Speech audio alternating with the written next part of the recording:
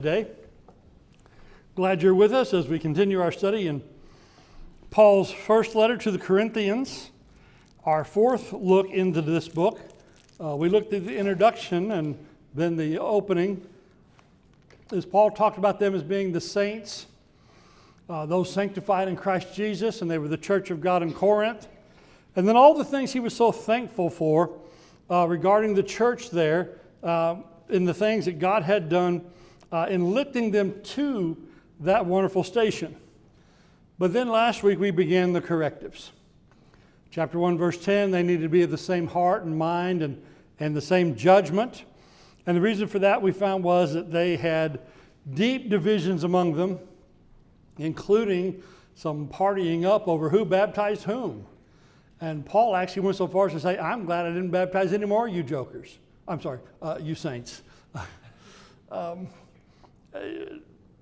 He then at the end of that section said that in verse 17, concluding that, he said, Christ didn't send me to baptize but to preach the gospel. It's preaching the gospel then that Paul is going to talk about here for a bit. And in our reading today, he said, and not in cleverness of speech, so the cross of Christ would not be made void. Paul wasn't trying to win them with rhetoric, with high-pressure tactics or things that when they thought more of later, they go, I wonder if that was so. You know, in a lot of states in this country, for large purchases, you have a 3-day window, basically, in which you can express your buyer's remorse and get out of a purchase. And can you imagine if we had to offer that in Christ? You know, just in case you felt pressured into this or we fooled you into this, I have to give you this disclaimer that for 3 days you can renege and then you can be set free. That's not the kind of preaching that we want to give. That's not the kind of thing by which we want to win into Christ.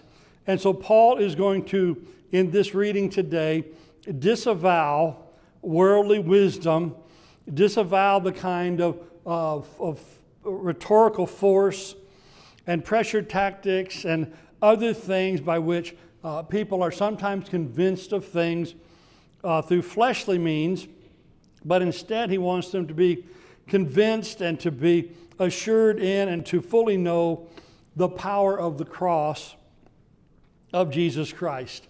We're going to read today from verses 18 down to the end of the chapter, because it's one large context, but we're going to only comment on the first half of it, down through verse 25, and take next week the second part.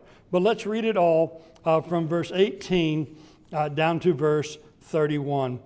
Verse 18 says, For the word of the cross is foolishness to those who are perishing, but to us who are being saved by it, it is the power of God. For it is written, I will destroy the wisdom of the wise, and the cleverness of the clever I will set aside. Where is the wise man? Where is the scribe? Where is the debater of this age?